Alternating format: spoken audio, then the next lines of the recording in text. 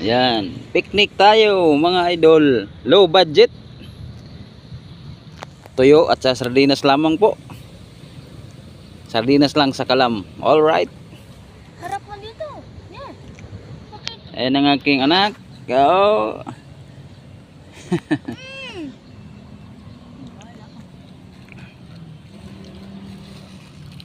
Kasi, pakita mo. Ayan ang ating area na pinaglutuan. At ito.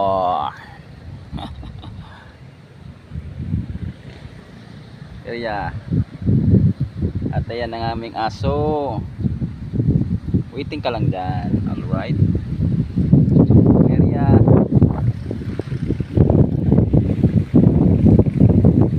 Ito ang sinasabi na picnic low budget.